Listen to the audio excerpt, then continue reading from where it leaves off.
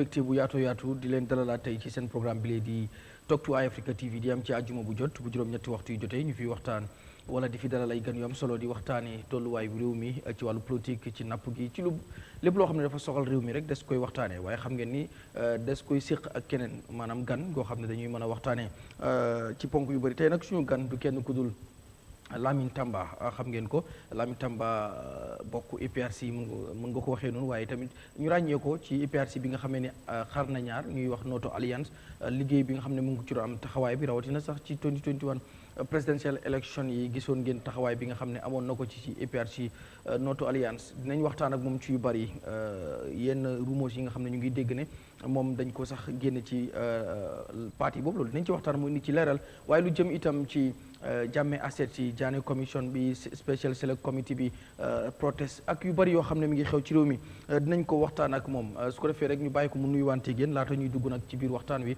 Mr Tamba am nañ mbégte bu baax dalal la tey ci Eyeafrica TV ci Talk to Eyeafrica su ko defee rek ñu bàyyi la nga nuyu ak ñi nga xam ne ñu ngi seetaan. Mohamed nuyu naa la yow ma door nuyoo bi si management yi Eyeafrica from the managing director all the way down. Kontaan naa trop li ngeen ma invité pour ma ci programme. Eyeafrica is a very good platform. ba pare platform boo xam ne dafa jox opportunity. di ñëw toog si platform bi di waxtaan loo xam ne mu ngi affect Gambia overall.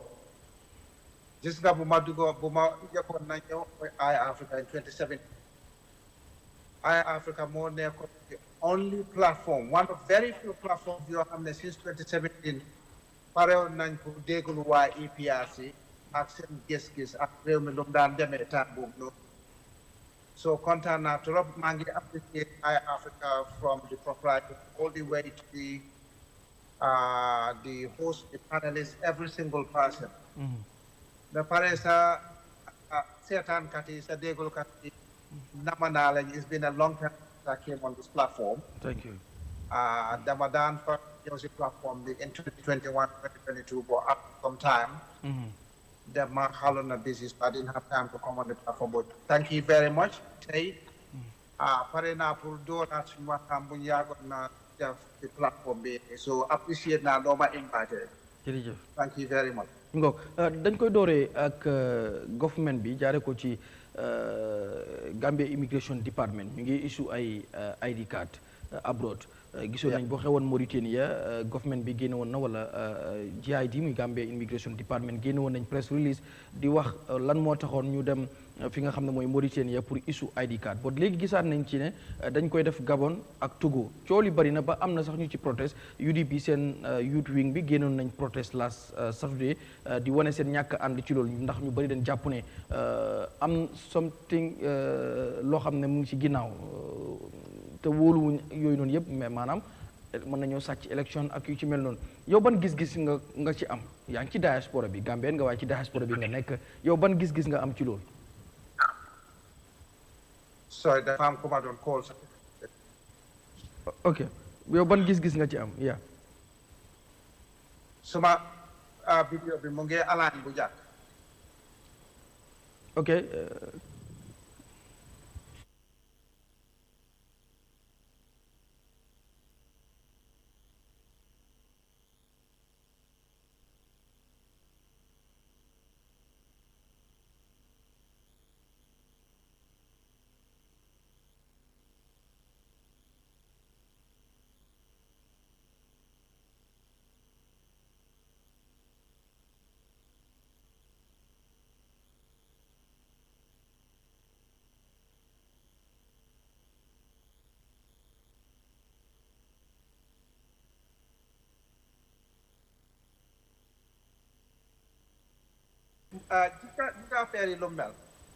It's very important because government in the first place.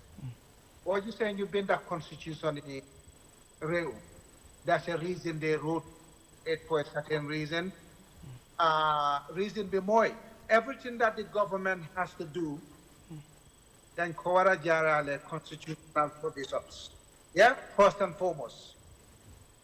So government Adam Abara, I don't know why I got two videos.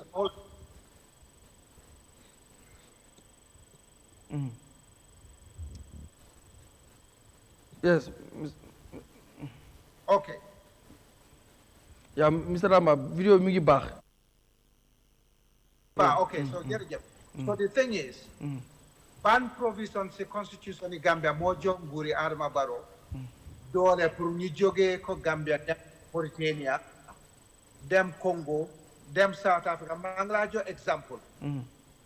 First and foremost Adama Barrow nguuram bi ñoo taxawoon fii ñu ne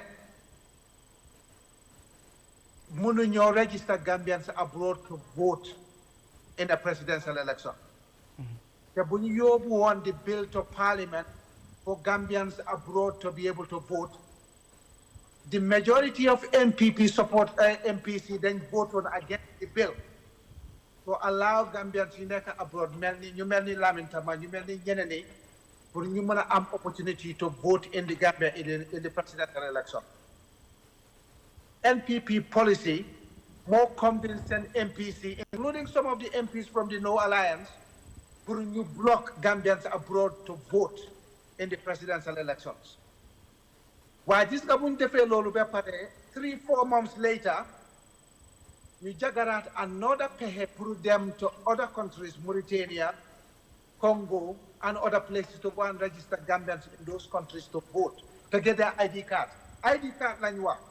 Waaye the reason lu ñoo register ñooñu to get ID card, because ID card boobu loolu la ñoo jël pour register and pour a voters card in the next presidential election. Yeah? Lu ñoo def ni yépp is all about the presidential election in 2028. Yeah? So in March, Parliament then among the debate whether they should allow Gambians abroad to vote or not. Ñu ne amuñ boobu budget, amuñ boobu pexe pour offer voters card or registration system bi for Gambians living abroad. Te pexe boobu ak budget boobu noonu, they didn't have to fly to Mauritania. Jarut ñu fly to the United Kingdom. Jarut ñu fly to the United States to be able to register genuine Gambians to be able to vote in the presidential election. Gambia dafa am consulates, dafa am high commissions, dafa am embassies.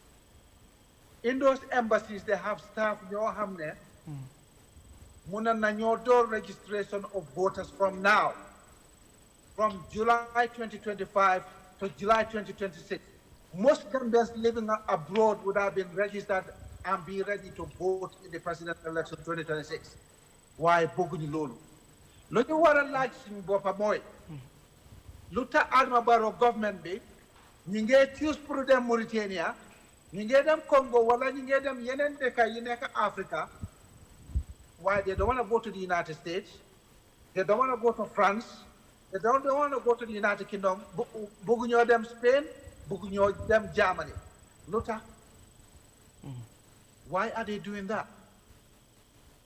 Why are they discriminating against Gambians ñu nekk Mauritania ñu ngi am ID card te man leer na ma ne ID card yi ñoo issue ne nii yeah ñu ngi ko issue because of presidential election buy ñëw in 2026.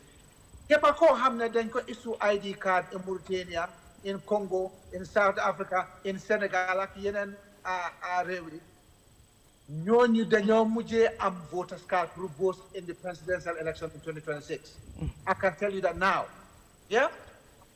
So constitution of Gambia ayot pour nga dem jox Gambians abroad send documents yi ak send papers yi prove anything, identity or for voting. Okay. While lu tax ñu block voting rights for Gambians abroad, while at the same time ñu ngi tukki di dem réew yi nii, the people in Mauritania and Congo don't even need these immigration officers to travel there. Yeah? Munoon nañoo def ID card issuance a digital system. Wala ku bugg ID card rek nga yónnee sa kayit yi to the Gambia nga apply sa ID card ñu yónnee la ko foo mu di nekk. Yeah? Why are they traveling to these countries? Kan lañ nekk di issue suñu ID card yi?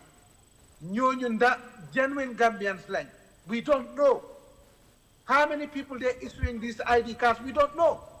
Mun nañoo issue ghost people in Mauritania 100,000. You issue ghost people in Congo 100,000 Congolese. You issue a number of ghost people in Gabon, 100,000 Gambians. Yeah? Time you voter registration budget next year, June, July, those people will have their automatic voters card. Man mala wahni, yeah? Those people will have their automatic voters card and they'll have their voting rights. Yeah? Lolu la ñoo def is a pretext towards rigging the election. Election bi lañ bëgg June next year, 2026. So Adama Barrow at Ninyami, they've already started laying the groundwork. Yeah? For misappropriating our votes in the 2026 presidential election. Man lo lagis lula ñoo doxal ni, and if we don't stand up and stop it, ñun ñu nekk opposition, we might as well kiss the 2026 election goodbye. Period. Okay. All right. Xëy na one more time ci mbiru ID card because wax nga jëm ci wàllu ne xëy na dañoo plan pour rig élection yi ak yu mel noonu but am na tamit some of ñi nga xam ne ñu ngi dëkkee ci diaspora bi ñoom ñu ngi wax ne like dafa am jafe-jafe yu ñuy dund moo xam Mauritanie Gabon ak ñu ne te ñoom ne dañ need that ID card government bi lu mu leen di joxe ID card even government bi ku ci mel ni Sidi Ndiaye nga xam ne sax moom moo nekk deputy speaker moom wax na waaye bi doon wax mu ngi wax in the capacity as the NPP deputy spokesperson mu ne disaaf nañu fu Gambien nekk fu Gambien monti nekk dañ disaaf na am documentu Gambien document moo xam fii la nekk moo xam outside ndax tamit loolu am nekkul dëgg yow nan nga gisee waxam boobu. Yeah, so at the end of the day, every Gambian mun naa am document. Okay. Gambian si dañ deserve pour am documentation. Waaye ban criteria lañ jël pour dem to these specific countries pour jox nit ñi ID card ID card yi Gambia. Lu tax ñuy dem to these specific countries, what's the criteria? Lu tax ñuy dem Mauritania and other countries, but not France, not Spain, not Germany, not United Kingdom, not USA. Ban criteria la jël pour dem dëkk yooyu noonu. Soo waxee nit ñi ne amuloo boobu doole wala amuloo boobu xaalis pour register nit yi to vote. Yeah? And registration to vote in this part of the world is cheaper than issuing the plastic ID card. Because plastic ID card danga koo fay. Waaye nit ñi suñ register fii properly dafa nekk paper ballot. Sa passport nga produce original bi, then you jox la a registration certificate. That registration certificate dafa am sa unique voting reference number. Yeah? Election bi su jotee ñu jox la sa ballot. You ne la votal diw sangam, you can tick option 1, option 2, option 3, option 4. Maybe National Assembly election and local government election, we cannot vote. But for presidential election, muna ñëw vote. Duta ñëw in England, duta dem in United States, duta defuñ ko voter registration instead of ID card issuance. Est-ce que nekkul tamit dañ ko bëgg a def one at a time? Loolu la waroon na clarify. Why the voter ID card instead of voters card, and why these specific countries and not the others? Okay. Mr. Tamba, est-ce que government bi tamit bëggut koo def maybe one at a time like suñ demee Togo Gabon ñu dem fii ak fii ak ci mbiru yaa ngi wax registration est-ce que because yaa ngi wax ne like mun nañoo vote ci presidential election bu fekkee def nañ diaspora voting but duñ mën a vote maybe ci national assembly election but government bi ñoom lu ñoo wax ne bëgguñ comme diaspora voting ñu introduce ko ñu vote presidential election te duñ vote national assembly election est-ce que tamit nekkul ne loolu moo tax est-ce que tamit issue mbiru ID card ak voter card tamit is the same loolu tamit ndax benn la. Yeah, bon Mohamed. gis nga affaire nit ki su waxee dara. waaw danga koo déglu bu baax. ok nga def sa own investigation nga def sa own calculations. yeah. yaa ngi tukki bitim réew di dem di joxe nit ci ID card mënut a tax nga taxaw nga travel between borders of international borders sa ID card bi nga issue ñu nekk Congo ak Gabon mënut laa dugal si flight nga ñëw Gambia. Why ID card? Why not a passport? Why is it not a voter's card? ID card, even with the West African borders, even though ECOWAS dafa am the charter for free movement of people and goods in West Africa, mënuloo dox ak sa ID card in West Africa in freedom. Let alone traveling from Gabon, from Congo to the Gambia with your ID card. ban sense la loolu make ben sense, Muhammad, because at the end of the day, suñ jéenoon Gambia put them Congo to issue people with passports, because I'm not Gambians yoo xam ne ñu nekkoon Congo for several years, yeah, mënuñoo tukki back to the Gambia to any other country, ñu yóbbu suñu immigration, ñu dem jox leen seen ID card, ñu indi leen Gambia. That's fine, nothing wrong with that. But even with that, immigration waruñoo jógee Gambia pour dem Gabon. Yeah, because this guy fee England fini so bu getting you sa passport. Then nga yobu sa passport nga fill form nga yobu ko Gambia High Commission. Gambia High Commission ñoko yone Gambia on your behalf. You renew ko in the Gambia. Gambia High Commission ñoko in the back to the High Commission. Sa passport bu delu fi sa passport bu SB nga dem the Gambia High Commission nga jël sa passport. Is no need flying immigration to the UK just to issue a voter's card or an ID card or a passport. It's waste of taxpayers' money. Lu ñoo def mooy dañoo foog ne Gambians yi ñëpp a nekk di nelaw. So dañoo dem yeneen dëkk si di issue ID card, and next to that will be voters card, and dañoo make sure that people in those countries are able to vote, but not Gambians in Spain, not Gambians in Portugal, not Gambians in Germany, not Gambians in the United Kingdom or USA. Okay. Yeah? Nañ xaarago. Lum yaga dinañ dégg ne dañoo dem UK to register people for ID card. ID card bi nga am UK fan lam laa yóbbu mun loo cross the French channel or English channel to go to France. Yeah? Mun loo dem Ireland ak sa Gambian ID card. Yaa ma dégg. What's the point of issuing an ID card instead of a passport?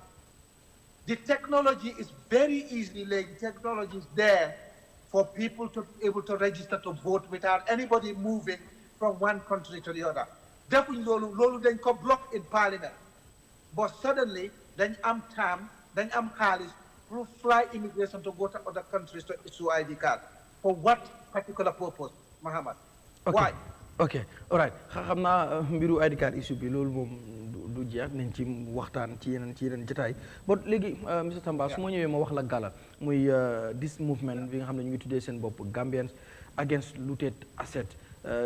Defoon nañ fi protest defaat ko boo gis nga recently protest bi nga xam ne def nañ ko ba ñu jàpp ci lu toll ci jàppoon nañ ci sax 43 youths yoo xam ne am na ñu ci just bill today waaye am na ñoo xam ne ñu ngi leen remind foofu ca mile 2 lu ñu doon protest bi nag lu ñu doon ñaxtu mooy lu jëm ci pour régulation bi nga xam ne def nañ ko ci lu jëm ci rek GSM yi seen tarif yi ñoom nag ñu jàpp ne dañ nekk di rey wala sànq ñi nga xam ne ñooy consommateurs yi moo tax ñu génnoon di protest boot police yi ñoom li ñu jàpp mooy that protest was unlawful ndax amuñ benn permit am na ñu jàpp loolu ba tax ñu jàpp leen yow ban gis-gis nga am ci loolu ak tamit balaa ñoo ñëw ci pour ci tarif bi mooy internet bu seer bi loolu dinañ ci ñëw ba dama bëgg nga ñëw ci mbiru gala protest bi nga xam ne def na ba mu jur ñu jàpp ci ñoo xam ne ñu ngi leen ba tey sax ñu ngi leen remand fi nga xam ne mooy mile 2.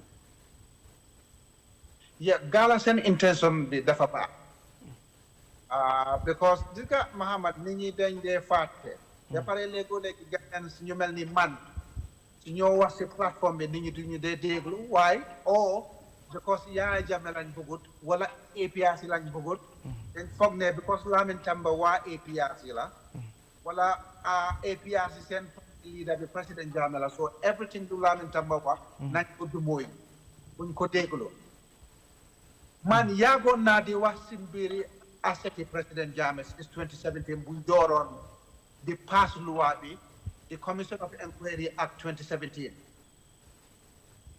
buñ dooroon programme bi maa ngi doon mention constitution yi Gambia 1997 yeah constitution yi Gambia lan la wax si commission yi ñoo set on the ex head of state and a serving head of state constitution bi lu mu wax leer na nañ mu ne an ex-head of state must not have any commission set against them whatsoever. Constitution bi dafa wax loolu in Schedule 2, paragraph 13, subparagraphs 1 to 4. No commission should be set against any member of the Armed Forces Provisional Ruling Council or any appointee of the Armed Forces Provisional Ruling Council. Yeah? Constitution bi loolu la wax mu continue nag dem to section 69 of the 1997 constitution mu ne Ben commission waruta set against an ex-head of state or a serving head of state for their acts or omissions while they were in government. Yes. So why then did the government of Adama Barrow go and set commissions against President Jammeh? I mean, legal right. So everything you know as a public, because Constitution began to create the relationship between the government institutions. You create the relationship between the government institution, the government, and the public. Then Kobinda for a reason. So that everything you know in government, you def kosi yon buba, yon bujuk. Okay. Okay? So the Constitution should now set Janneh commission against Jammeh. Okay. Why this command buma door on the exposed commission be? Buñ dooree di sédalé bagage President Jammeh. Even before the commission. Mr. Tamba. Mr. Tamba, yeah, nga baal ma dama bëgg after dinañ ñëw ci mbiru Janneh commission bi ak that asset. But the first dama bëgg ñu ñëw ci li seen gala seen protest bi mooy against Pura mooy ñi nga xam ne waaw mooy mbiru internet bi ak yooyu dama bëgg nga ñëw ci loolu first after bëgg naa ñu ñëw tamit ci Janneh commission bi xam naa ne waaw foofu laa bëgg nga ñëw foofu Pura yes I come to that. Yeah. So first and foremost, Pura luñ def is wrong. Gambia is a free market economy. Yang ma dégg. Yes. There'll be no price control.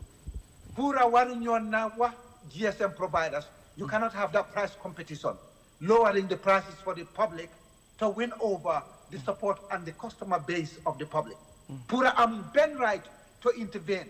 Pura should only intervene when the consumer rights are being violated by the GSM providers, not when the services provided by the GSM providers are being discounted. Pura have got absolutely no legal right to intervene. Luñ def jaadut, luñ def is corrupt, is inappropriate. Te yup si buñ jogoon pour dem pour wone ne lu Pura def jaadut ba pare neexut len is constitutional and is in order with the Public Order Act.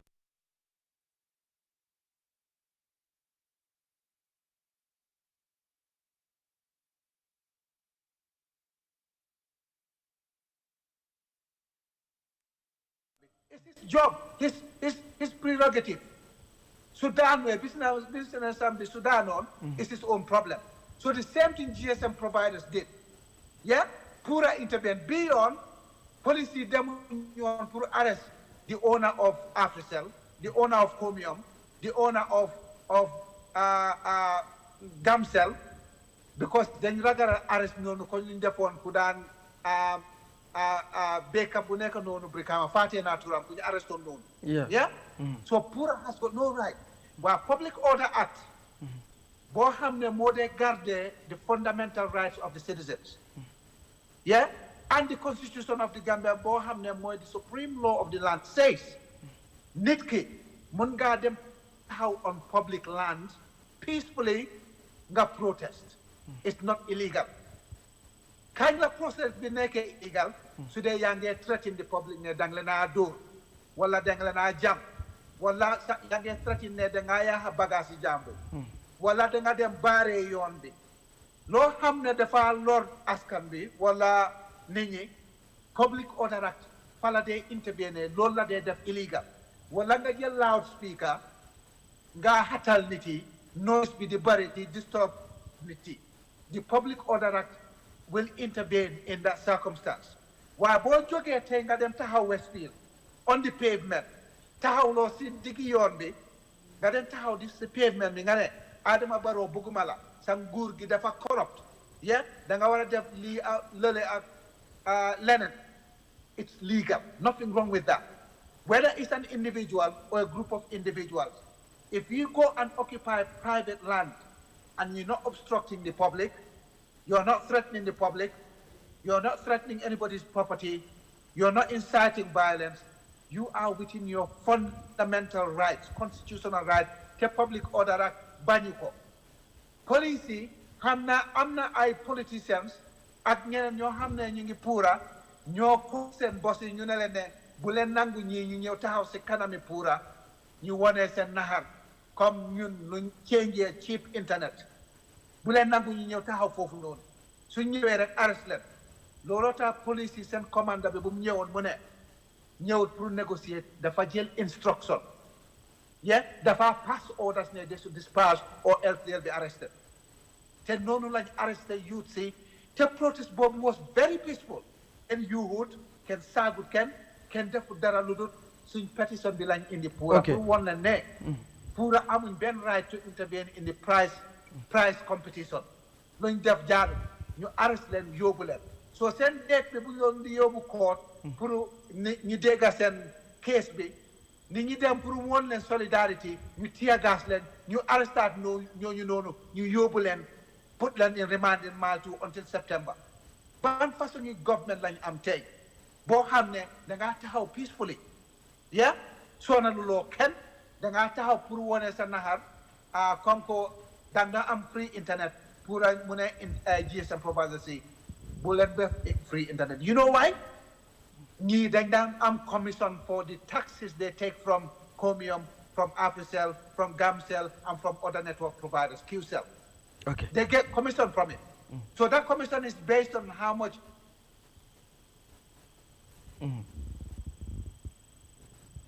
Go. I'm not solo, Mr. Tamba.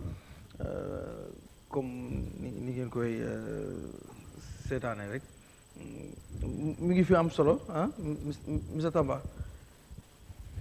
Yeah.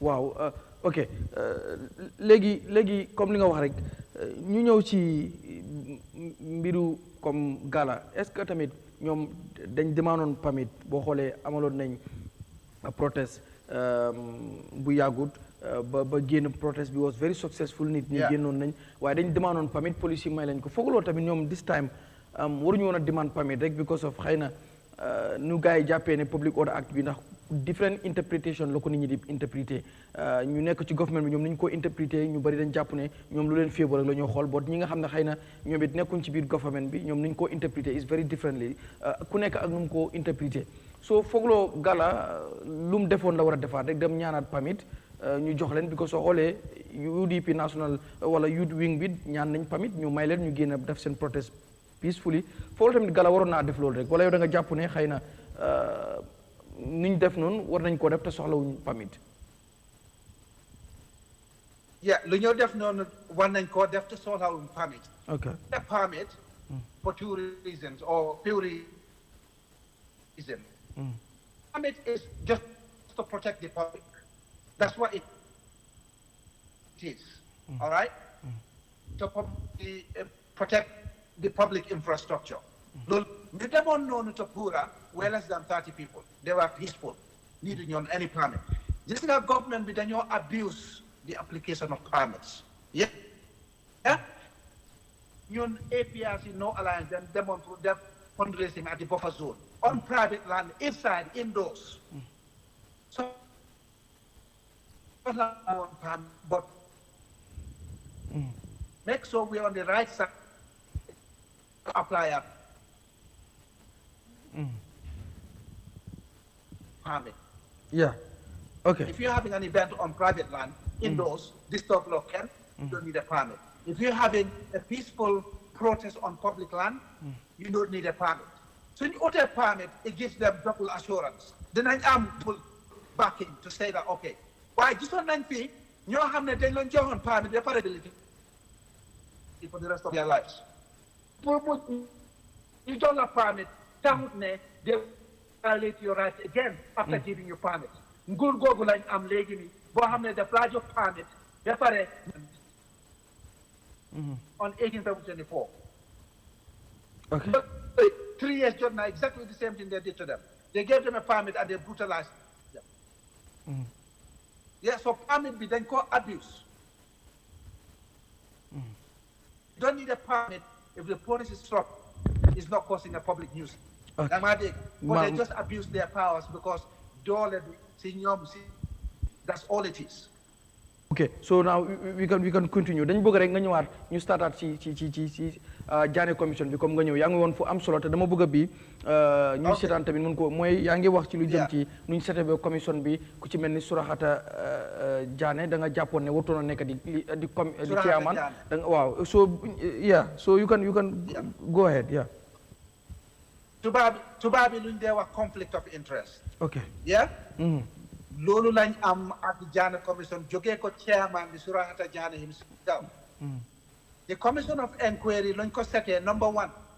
Warutoon na investigate an ex-head of state, waruta investigate a serving head of state. It's illegal. It's violate constitution. Buñ defoon loolu at section 69 of the 1997 constitution. Ak schedule 2, paragraph 13, subparagraph 1 to 5. Waruñoo na sampa commission boo xam ne dafa investigate President Jammeh, wala investigate President Jawara, wala investigate Adama Barrow. It's illegal in constitution lu mel tey. But on top of that, Surahata Janneh amoon na jamono fii dafa am commission bu ñoo ooyee Tingate commission. Tingate commission boobu dafa investigate on Surahata Janneh and found him wanting. Dafa wone ne Surahata Janneh du daan fay lempo, du daan fay tax, lu ñoo naan tax evasion. Yeah? So ko xam ne dafa mere President Jammeh because of tax evasion case boobu noonu. Warutoon na toog si commission bi di investigate President Jammeh. Because dafa am yaba ak President Jammeh. Okay. Amie Bensouda tam bokkoon na si ñoo xam ne si boobu ñaata commission la nekk. Moom it dañ ko find wanting of tax evasion. Warutoon na nekk lead counsel at the Janneh commission. But with Amie Bensouda, to add to that, Amie Bensouda daf daan liggéeyal nguuri President Jammeh. Mooy woon lawyer social security at Gamtel ak yeneen parastatals, I think. I don't know how many. I can't remember exactly which one. Waaye moom si boppam mu doon investigate nguuri President Jammeh daf doon dégga turi own law firm am niru Amie Bensouda daf doon investigate boppam ba mu toogoon si Janneh commission bi. So two reasons loo xam ne Amie Bensouda warutoon na nekk si commission bi mooy dafa liggéeyoon ak President Jammeh waaye few years before that the government of President Jammeh found her wanting for tax evasion. Du daan fay tax, du daan fay lempo. Nit ku mel noonu warutoon na talk on any legal case di investigate President Jammeh. Su doon England la te Gambia 90% of loi lu ñoo use England lañ ko dee jëlee. If it's in England, so amee hate against nit ki soo bañi ba pare wanga ko ci biti wala nit ki su la musoon da téye fekk yaa ngi doon def lu bon wala da ngeen huloo wala da ngeen nekk ay da ngeen mbooka dafa nekk sa mbooka nit kooku noonu waruñ koo appoint pour mu mun a toog si commission bi di la investigate. Gis nga tubaab yi fii suñ la appointé as a judge, yeah, or as a lawyer or as a barrister dañoo check ndax am na conflict ndax yaa ngi liggéeyal di same company ak nit ki ndax da nga am relationship ak nit ki wala da nga xamante nit ki before the case ak ban façon ni relationship nga am si case bi dañ dee investigate loolu yëpp balaa ñu ngi laa confirm ne yow yaa nekk judge on a case wala nga nekk lawyer on a case wala nga nekk barrister on a case. They will never allow you to sit on a case of which you have an interest in. Loolu Gambia rek nga koo gis te the same mistake lañ def TRRC ñoo xam ne dañ tooñ President Jammeh daaw dem toog feneen bitim réew kooku lañ def secretary TRRC waaye bëgguma dem TRRC bi ko ñu ngi Janneh commission waa su ñëwee si Janneh commission bi Amat Bah lii la waa in 2018 media dañ ko laaj ne Amat Bah lu tax nag yi ak President Jammeh the commission investigate ak Yahya Jammeh rek balaa ngeen ko jaay nguuri Alvaro mun of Mohamed xalaat ko President Jammeh moom nen daf da fekkee Amie ak xarit ak bés naka la nguuri Adama Barrow di make excuse ne mënuñoo take care of the livestock, President livestock. But this one a few weeks ago, the select committee investigation, ñu indi ku ñoo aaye ne Aliou Jallow bu mu toogee si commission bi mu ne in fact nag yi jaay ñu leen ñu bëri wala xar yi wala béy nag yi dañ deewoon wala xar yi wala béy dañ deewoon balaa commission bi di door te moom moo responsible on pour jaay nag yi ak xar yi ak béy yoo xam ne President Jammeh moo leen moom so Aliou Jallow ak Amat Bah kana nekkati fen si ñoom ñaar ak commission bi yëpp seen fen bi mu ngi ni ñoomi nen ñoo nekk di weedi wante si kanami nit yi waaye gisoon nañ démba xamanda barki démba itam beneen police officer tam ku ñëwoon toog si commission bi mu ne Rolls Royce yoo xam ne président Jammeh daf leen jëndoon pour def leen VIP ko Gambian guest comme ay président suñ demee visit Gambia ay moto yu leen di jëli si airport bi delloo leen si airport bi ñu jël moto yu seer yooyu noonu exchange leen pour jël pick-up truck yi from Sénégal gisoon nañ loolu luñ def commission bi daa Mahamad dafa ëpp ok te looloo tax Mamadi Kourang ku nekkoon secretary commission bi mu resign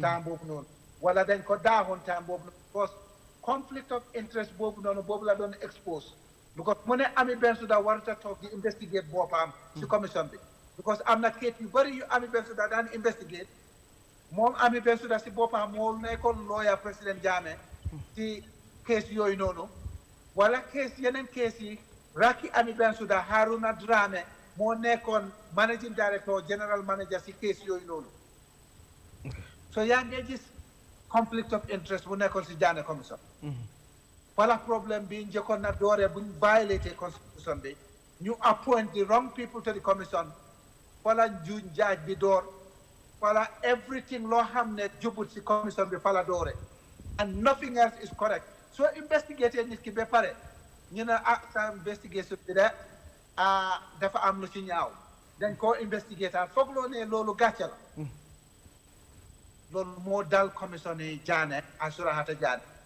léegi fu mel ni Surahata Janneh si boppam dafa defoon si commission bi si committee bi mu ne xaw ma ndax committee bi xam na ne moom dafa am immunity clauses in the Commission of Inquiry Act 2017 the same Surahata Janneh koo xam ne constitution dafa jox président Jammeh ak military junta immunity mu ignore ko mu dem set commission against président Jammeh mu doxal commission against président Jammeh waaye the same Surahata Janneh dafa toog in front of the National Assembly Select Committee mu ne moom dafa am immunity mooy daanaka Select Committee bi duñ mën a jël any action against him te 2017 Commission of Inquiry Act mooy gën a daw suñ constitution bi is the supreme law of the land Surahata Janneh Amie Bensouda ak baatam bi du dañ ko violate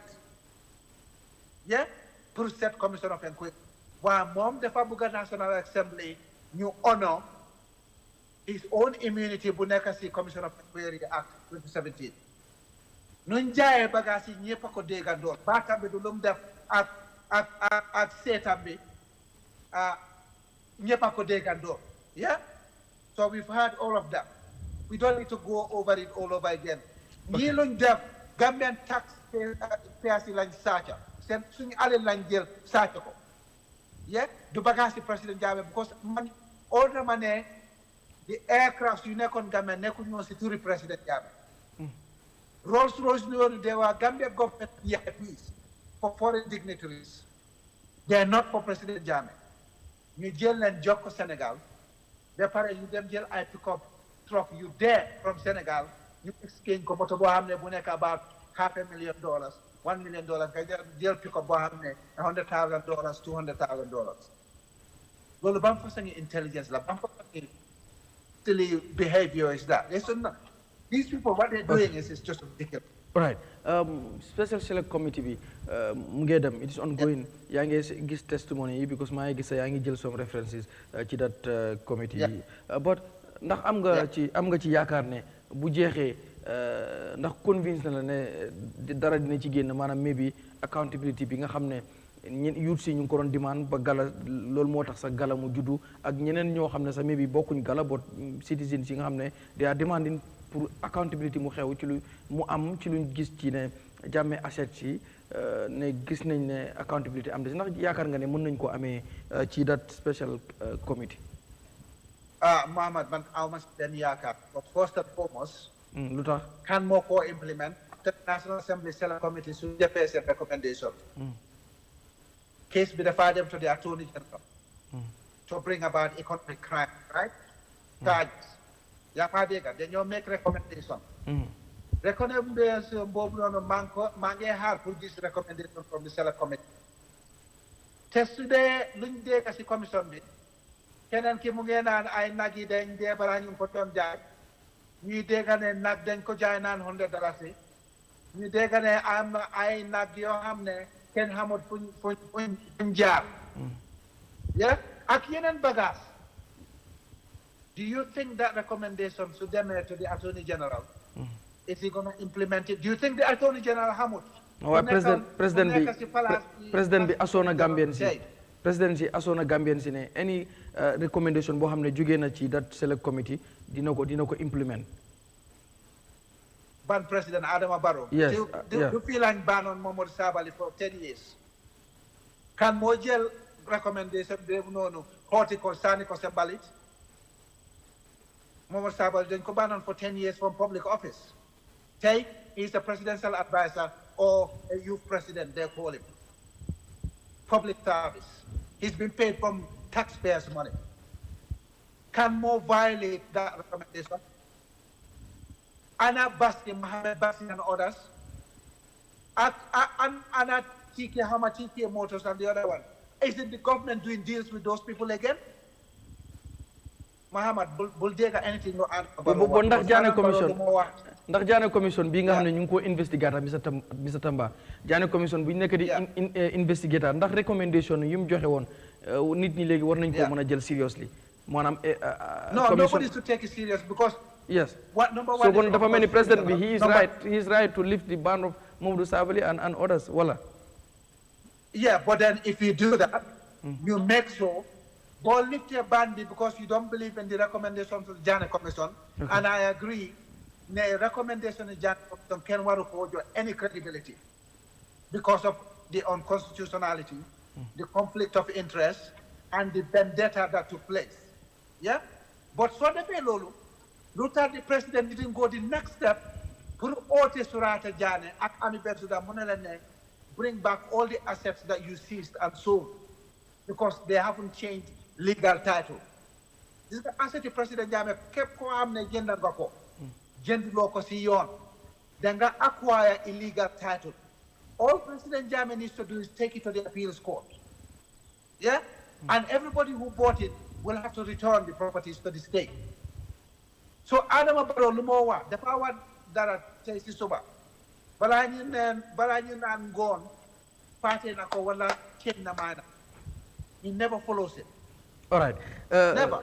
Okay, Mr. Tamba, because seems time get them bëgg naa tam ñu am yuñ laal APRC Noto Alliance like dafa juddu bi nga xamee ni 2021 sax la juddu bi nga xamee ni xëy na APRC mënuñoo déggoo pour dem ci ñoom ñëpp pour ñu ànd ak ki nga xam ne mooy président Adama Barrow NPP pour ñu def coalition pour 2021 presidential election yi nga xam ne jàll na bi loolu amee nag ki nga xam ne mooy former président Yahya Jammeh mu nga xam ne moo nekkoon parti leader bu APRC moom mu àndul si loolu léegi nag mu am benn faction boo xam ne ñaari faction yoo xam ne am na mooy ñi ànd ak Tombong Jatta ak ñi ànd ak ex président Jammeh ñu tuddee ko Noto Alliance. ok so dama bugg a ñëwaat ci loolu foos ba tey yaa ngi foofu am déet because of am na audio yoo xam ne gis nañ ko ñuy wax ne xëy na yow président bi dafa ex président Jammeh dafa joxe ndogal ne ñu daxala from the party ndax loolu lu am la bu fekkee am la tamit nan nga jotee that news balaa ñuy ñëw ci mbir mi. Yeah, so loolu lu am la. Okay. That's my better to start with, but at the end of the day, I've taken it with good faith. So because at the end of the day, constitutional APRC lu mel, the legal elected party leader mun na hire and fire. I have many reasons to think that disciplinary action be following the right way to expel me and other people, because there's a way. Nit ko hamne musto na am disciplinary problem in the party. You cannot jump from A to straight expose. So I know what led to it. Because man Lamin Tamba I wrote the informal on UK branch because my one secretary UK branch.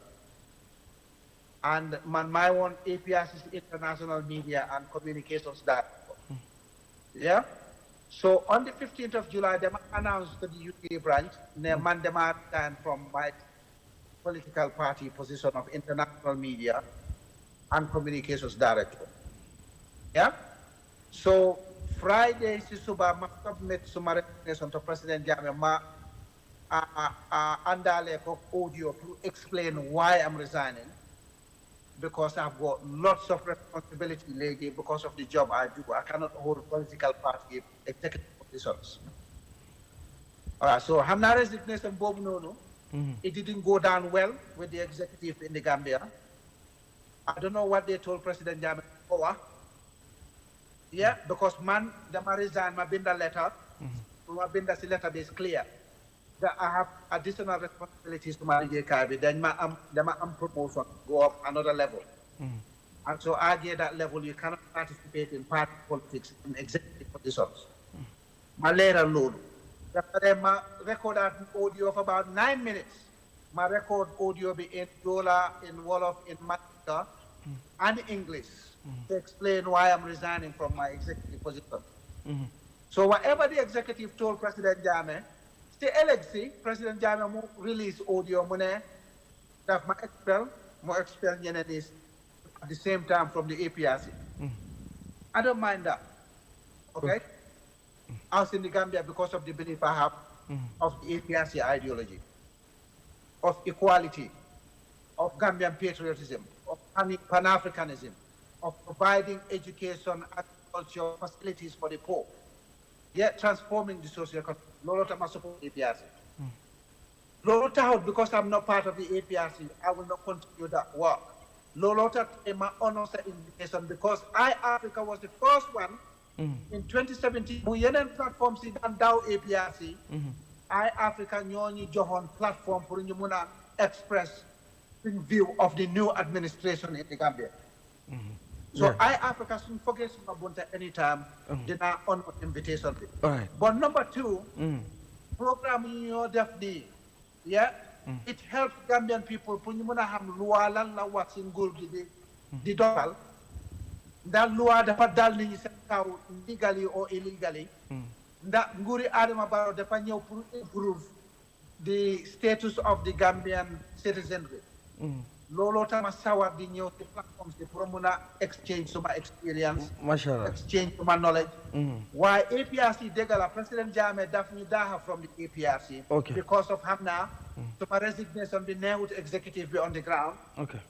Musu ñoo expect ne man dina resign from that, so hamna amna ñoo xamne ci ñom seen xol yi dañ tangon buñ ci ton suma resignation.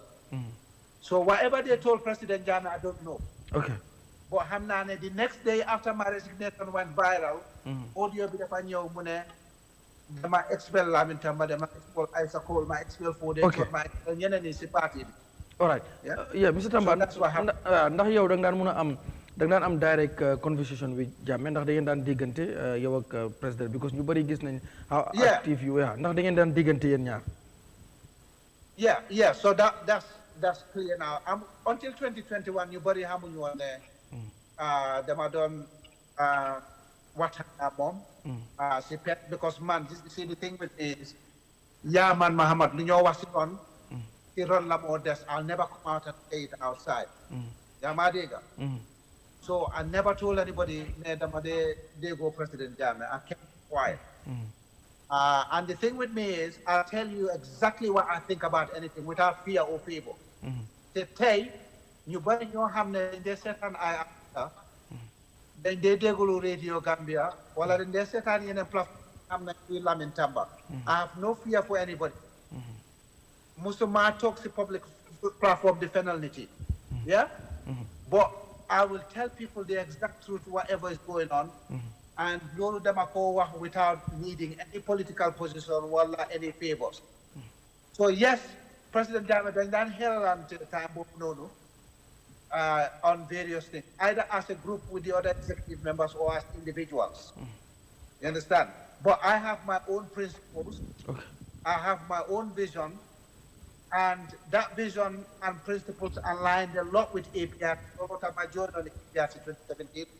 Maneka fa be kerak bu expelé. Betay realistically suma ideology is still APRC. Dañu war a am government boo xam ne dafa put everybody on the same equal platform, provide opportunities for everyone at all times equally, make sure you lift Gambians, especially those unconnected Gambians, from nowhere to somewhere. Man lolo moy suma belief. Lolo tak lego legi almost all the time. Dama day jël suma own private time pour ñëw si platforms yi pour helal Gambians yi suñ constitution bi lan la wax, suñ public order ak lan la wax, commission of inquiry 27 lan la wax, TRRC ak lan la wax ak yeneen naka la public administration di doxee because man léegi am a senior public service administrator in the United Kingdom. Yeah, I'm looking after many departments fee. So if I tell you something that's absolute nonsense, it's absolute nonsense. Te man suma politics dama day jéene suma xol. Dama day saaga nit, dama day yuuxu, dama day sosal niti, dama day penantu. Yeah, I don't do any of that, but I tell you, I fear nobody. Luma xam loolu laay wax, ba pare luma laa wax dafa wéru si loo xam ne dama ko investigate on very good information. So that's what happened in the APRC. You nen in the APRC alliance, dafa amaat beneen xeex fa nekk. Te man, I don't like going personal, so I refuse to get involved in that fight. But si diggante boobu nag ma ñëw am ay promotion, then I'm going up the ladder in terms of public administration, and I cannot get involved in terms of executive political parties. Why? At some point, dama sacrifice na suma liggéey bi, ma continue liggéey boobu noonu, wala ma sacrifice ma dem consultancy for xam ne I can do political party activities again before. Okay. Thank you. All right. ndax lii nii in this case comme gis nañ du yow rek lañ daaxa nañ ñu bari before ñu laa daaxa yéen si Jammeh relation na audio yoo xam ne am na ñu bari ñu daaxoon dafa mel ni léegi. waaw notre alliance bi ñu ngi daaxa ñu baree bari so am ñu foog ne xëy na Fabakary Tombong Jatta is vindicated because of ñu bari jàpp ne xëy na Jammeh nu mu ñàkkoon ak déggoon ak moom ñu ngi doon waxtaan ak yu mel ne yow in this case yow lan nga ci mën a wax because am na ñenn ñoo xam ne ñu ngi APRC ñi ànd ak Fabakary ñu ngi feel ne like Fabakary léegi time ngay ñëw di ko prove right comme because of li xewoon in 2021 dañ jàpp ne yéen ñu àndoon ak Jammeh ñoom ñoo ko jampa but not him so in this case yow lan nga ci no okay there is no such thing as vindication because Fabakary Tombong Jatta si boppam President Jammeh daf ko daaxoon in 2018 yeah nit ñi dugg nag ñaan President Jammeh ba mu nangu in the end mu reinstateaat Fabakary Tombong Jatta so bon President Jammeh bu mu daaxoon Fabakary Tombong Jatta in 2018 ñëpp a nangu woon because suñ constitution yi APRC moo mel noonu the legal party leader and chairman can hire and fire yeah it's a bit like Adama Barrow tey moom mooy president he can hire and fire his minister so APRC constitution noonu la mel the positions are not elected positions. So Fabakary Tombong Jatta ak ñu ko toppoon dem NPP they cannot say he's vindicated because 2018 bu mu daaxoon daf ko nangu woon no argument after mu reinstate ko yeah so 2021 bu mu daaxoon Fabakary Tombong Jatta waat President Jammeh dafa waxoon publicly in Kanilai nekkut ne nit ñi ñoo daan wax ne President Jammeh mu ne President Jammeh leelu le wax President Jammeh si boppam moo address the whole nation of the world on the 15th of October 2021 yeah so there's no vindication Fabakary Tombong Jatta ak executive am ñu bañ a bàyyi place bi nag ñu yóbbaale seen other APRC supporters ak executive members to the NPP but after that President Jammeh dafa amoon ñu mu expeloon ñooñu tam ñu nangu mu amaat ñu mu expel waat ñooñu ñu nangu mu ngi ni expel na Lamin Tamba ak ñeneen ni nangu nañ man for me personally party politics in the Gambia doesn't mean much to me executive position doesn't mean much to me bu ma jéeroon in 2017 to fight for the right of every Gambian citizen I didn't have an executive position at the time I was going to the platforms because on the 17th of March 2017 I joined the APRC yeah I'm on Ben executive position 2018, I'm on Ben executive position. Up to 2020, I'm on Ben executive position, but I don't defend the principles of APRC. Te man, suma defense of APRC, nekut ne dama defend lo hamne hawmako. the APRC defoon from 1996 to 2017, that legacy of development, socio-economic changes, improvement of education, mechanized agriculture, infrastructure, the roads, loolu laa doon wax. I never said anything. I didn't deny what they accused President Jammeh for. I said, prove it. Because so prove it, how are you going to convince me that President Jammeh moo ko def, wala ñu ko def moom moo leen santaan, wala ñu ko dégg na. How am I supposed to know when can I prove it? So the thing is, man nekkuma Gambian politics for any executive position.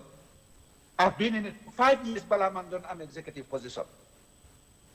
Man, you resigned now to my executive position twice inside the APRC. I resigned in 2021 from my spokesperson position. I resigned out on the 15th of July from the International Media and Communications Director. So, paras taut mayengu. No mapuga moy. The mambuga Gambians benefit from efficient public administration. Administration bo hamne, ni ñu mun nañu dem l'hôpital ñu fekk fa good MRI scanners, CT scanners, good X-ray, ambulance yi dañoo am good battery, good fuel, in good working order. Then nga dem hospital and they look after you like we are brothers and sisters. Then nga dem school nga am good grades, GCS, West African Senior Secondary examination results, Walla Junior Secondary. Whole Gambia from Tolotay, education-wise, medical health-wise, agriculture-wise, everything is going backwards from where we were in 2016. Lolo taman my yengu, because I want people to see what's good from what's bad. For people to know that the government of the Gambia should do better than what it's doing now. Lolo taman yengu, not because of some petty executive position from somewhere. I don't get paid. I don't get anything from it. I lose my own money and time doing it.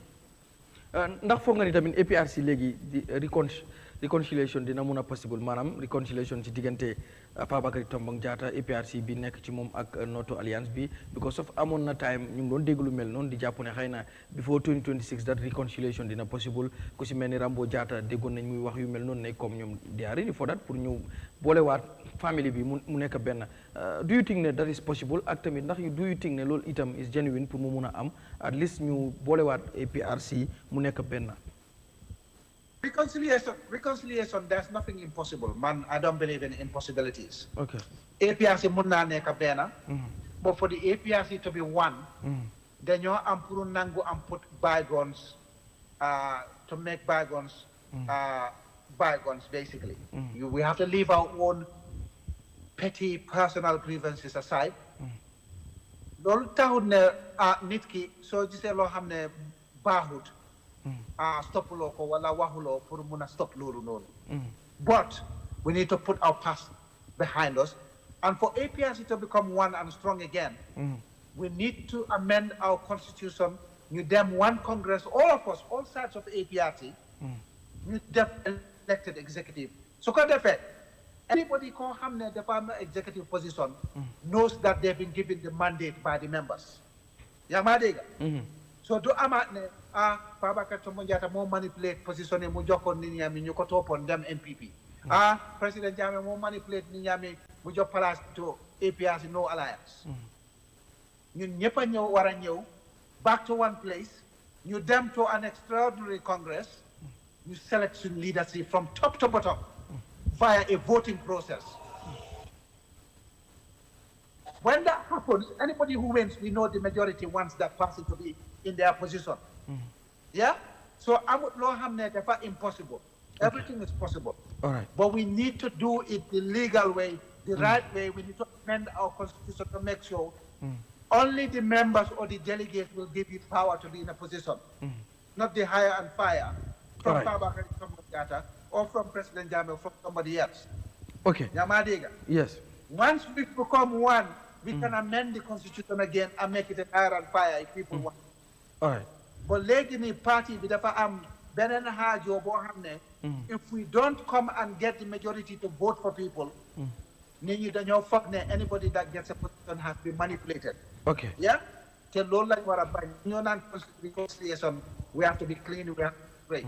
All right. Ñëw ci mbiru Jammeh coming back xam nga yàgg nañ koo dégg since 2021 wala sax balaa 2021 since 2017 mun ngaa wax 2018 ñu ngi dégg lu mel noonu Jammeh dina ñëwaat moom audio yu may seen mu ngi koy wax dina ñëwaat ndax yéen yaakaar ngeen ne Jammeh dina ñëwaat just like that xëy na ñëw waat ci réew mi pour jéem a xool ndax dafa war bëgg a ruulaat ak yu mel noonu ndax jàpp ngeen loolu ñaareel bi tamit audio yi nga xam ne mu ngi koo sen ñu bëri jàpp nañ ne government bi dafa war a put stop to that because of ñu bëri ñu ngi jàpp ne nu may wax yenn artu yu mu ciy jox maanaam threatin la ak yu mel noonu to national security am ñu jàpp seen ne bu doon taay moom la moom du nangu lu mel noonu as ex président dëgg la citizen la ba tey because of Gambian la bon ñu jàpp ne comme fu mu nekkoon ak audio yu mu dégg yow ban gis-gis nga am ci loolu.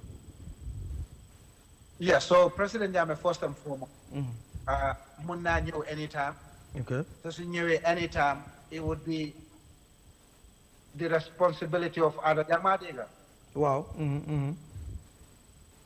Okay, President Jammeh mun naa ñëw anytime. After that, citizen Gambia, he's an ex-head of state. The person ñëwee, whether he's announced it or not, it will be the responsibility of the government of Adama Barrow to provide him full-time security, because every country they provide security for their best bu ko yaara di def leneen. Yeah.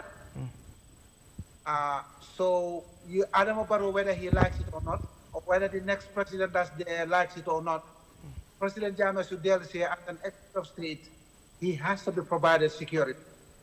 He's not going to threaten national security. Lolo ay tapet ñoy wax lolu yep, right? Ñoo xamne ñu ngi yaaxate ñoo ragala gis President Jammeh mu dellu si Gambia. President Jammeh is not going to come back to the Gambia and start jumping on people. President Jammeh moo jëna bëgg than any of these people ñoo xamne ñom ñoo bari corruption tay in the Gambia. Amadiga. So President Jammeh is going to come back and affect the peace in the Gambia. But at the same time, take up budgets. Real budgets the states provide their security for the heads of states until the day they pass away, until their life naturally comes to an end. President Jammeh defo nako Jawara. Adama Barrow, if President Jammeh comes now, Adama Barrow has to do it. If President Jammeh doesn't come until 2027, whoever wins the election next year has to provide that security for President Jammeh. That's a fundamental right. Your ex-head of state cannot be exposed. So whether President Jammeh define okay, wala elect, wala bara election next year, I don't know that. Okay. Yeah? Because I haven't seen any concrete information there amongst you on the new. But anytime Sayum Parere, he's within his right to come back. No country turns away their citizens. Yeah? Okay. So they don't have any problem with him. When he comes back, you can ask him those questions. But you cannot turn away your citizens. All right? And when he comes back, he's going to be treated like an extraordinary citizen. They cannot turn him away like that. They have to provide him security forever, for the rest of his life. And that's the legal position as far as an ex-head of state is concerned. All right. ñu ñëw ci yow ndax da ngay amaat beneen political party da ngay dem join beneen party since léegi xëy na nekkatuloo ci benn political party wala da nga bëgg a nekk as independent mbadi rek boo xam ne xëy na di nga mën di wax ci wàllu politique wala yaa ngi xalaat pour taxawal sa movement because ñu ngi jëm ci election muy 2026 yow nan nga bëgg a doxalee léegi Lamin Tamba. So diggante fii ba jàpp dama bëgg a nekk neutral. An independent party. Okay. So lu mun di happen si réew mi dama bëgg a am pour chippin pour mun a xelal Gambian si pour wax leen ne luwa lan la wax si mbir mi. Okay. ak nit ñi luñ def ndax lu baax la wala lu baax wala nguuri Adama Barrow nekk di def. Whether it's a good alternative. Wala ñu ngi kamasa nit yi comme ñoo def ID card registration in Mauritania. Wala yéen a yi nekk di def. Everywhere, in almost every sector, government is paid. Yeah? Well, that's the education system. Yang just results you gained on last week or the week before. So all those things that I want them, Guri Adama Barrow, is just taking us backwards. Even time PPP results, they were not this bad. We were supposed to improve going forward, but instead we're going backwards. So the man go neutral. Okay. Man, no matter more. This guy opposition to form alliance. It will be difficult to unseat Adama Barrow next year. While man mangi am hope betene digante January next year, March, February next year, February, March next year, something will happen that will unite the opposition. Or dafa am ko xamne dafa joge fenen ko xamne dina energize ñep muna in the opposition together muna am political support, widespread support bo xamne dafa on seat Adama. All right. I think that's okay. Out of the Gambia right now thinks that the government of the Gambia is going in the right direction. Ningi sonna nañ, ningi tay nañ, ningi dañ bu ka gis Adama Barrow mu jena State House for the sake of Gambia. That's it. All right. Nan nga gisee sauvé bi Gambia participé def sauvé bi bu mu waxee ne comme nu indee sauvé bi mu ngi wane ne ñu bari dañ jàpp ne lawyer Ousainou Darboe wartu ron wala bu doonee sax duñ ko fóotal joxe nañ pourcentage waxee nga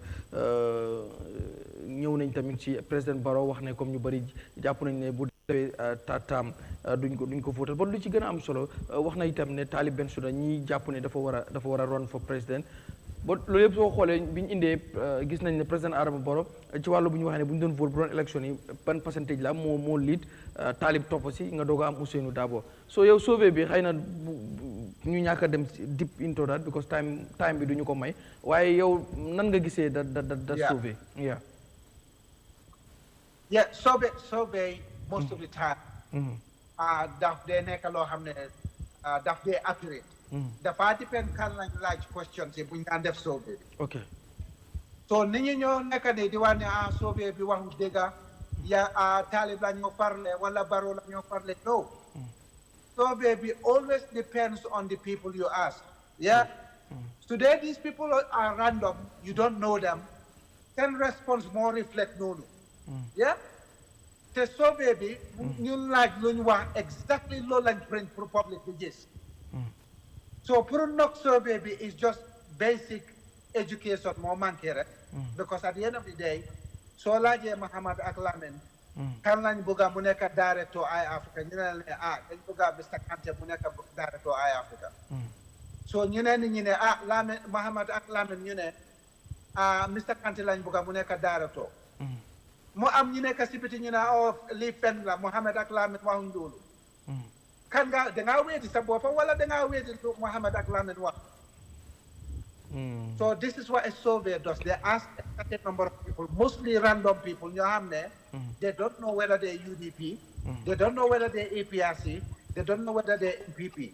dañuy laaj ñi rek ñi daje si street wala béréb bi ñu ne yow de élection su dee élection dafa am ëllëg kan ngaa wooteel keneen ki dafa naan Ousainou Darboe keneen ki naan Adama Barrow keneen ki naan ñu laaj waat UDP foog nga ne Ousainou Darboe dafa taxaw wala dafa war a wàcca mu may ñeneen chance ñu ne Ousainou Darboe de war naa wàcc su taxawee sax ñun nañ ko votal because Ousainou Darboe try na ba soona mu ta wét so kan na war a jël UDP flag bearer Yankuba Darboe wala Talib Bensouda wala Rohey Malick wala Lamin Sane ñu answer questions yooyu so survey kuñ laaj answers yu joxe yooyu lañ dee publish so therefore su doon random la te a cross section la especially today in them different regions of the country it's normally a very good indication of where the public is okay but the survey too can be misleading just on 9 polls in England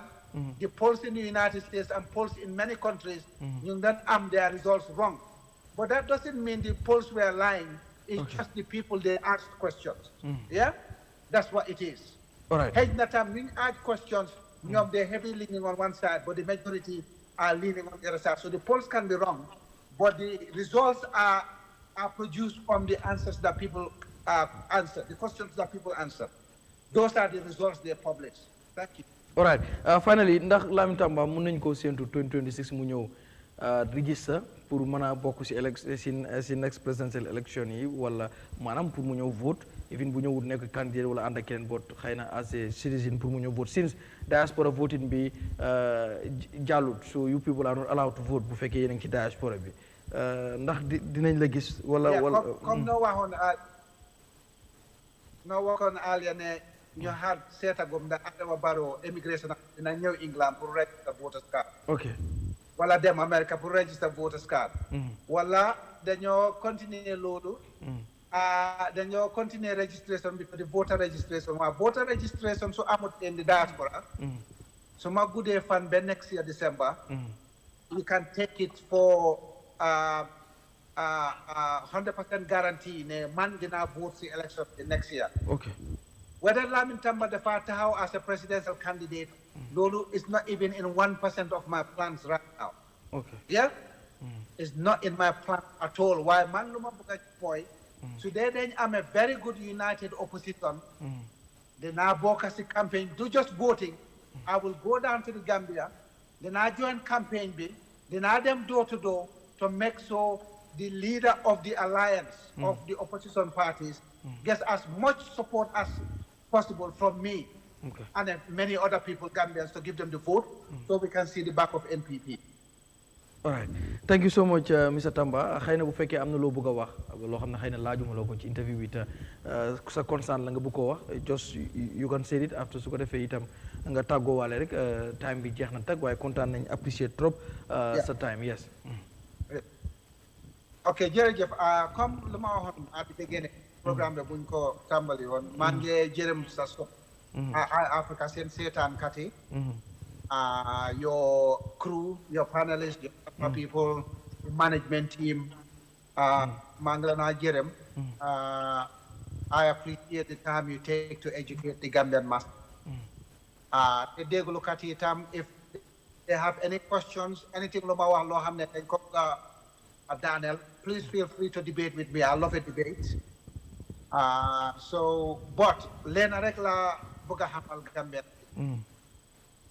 If we don't look at our country and think about the future of our country, yeah, ñun dinañ pay a big price going forward. Yeah, and already suñu economy bi dafa hit the debt ceiling. Adama Barrow nguuram bi mënatu ñoo borrow any money because of seen bor yuñ jël ci tubaab bi. So let's think about Gambia first. Let's think about lan lañ bëgg pour Gambia am. Lañ bëgg a Gambia dem man suma gis-gis Adama Barrow mun na yóbbu Gambia antanu ko dafa am ñeneen ñoo xam ne ñu ko wóor ñoo nekk di doxal nguur gi down to the ground te suñ bàyyi suñ xel ñu seet Gambia instead of our political party allegiances instead of our regional allegiances instead of our ethnic allegiances we will suffer for a very very long time. Yeah, tell Lolo Lumawa ni what and go by because where we're going doesn't look good under Adama Barrow. Barrow needs to change, or we need to change for a candidate ko hamne.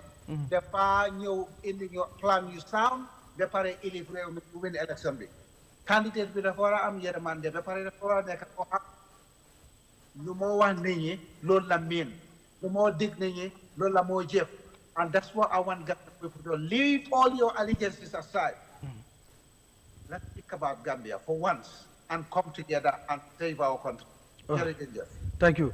Jërëjëf mi ngi ko mbokk yéen ñu doon seetaan yéen itam jërë ngeen jëf tey suñu gan mi ngi nekkoon Lamin Tamba ni ki ni ñu leen ko waxee rek àjjuma bu jot rek bu juróom-ñett waxtu yu jotee ñu indil leen seen programme bi la di Talk to Africa waxtaan fi ak ay gan yu am solo tey tamit Lamin Tamba lañ dalaloon waxtaan wi am na solo lool beneen àjjuma itam dinañ fi dalal ñeneen wala keneen ngir ñu waxtaanee li nga xam ne rek moo di tolluwaay réew mi di gërëm ñëpp di wax itam ñu ngi ci weeru gàmmu di ñaanal ñëpp jàmm rek ñu fekkee gàmmu gi ak jàmm ku ci nekk fa ngay gàmmoo ñii dem Tiwaawan ñii dem Touba ñii dem Bañaaka ak fu waay di gàmmoo rek Kaolack Njaasaan fépp yoonu jàmm daw ndànk rek mën a àgg su ko defee ñu gàmmu waaye ñuy gàmmoo it biir fii itam noonu la di gërëm Khadija Si Moussa Kanté bu séeri ñoom ñëpp ñi nga xam ne ñoo jàpp ci xarala gi ba li nga xam ne rek mooy bile programme bi yëmb gërëm nañ leen bu baax a baax ci loolu yi jaajëfal leen bu baax dig leen dajee àjjuma ba leen di ñëw bu ci yàllaande ak beneen gan mbokk yi jàngit jëf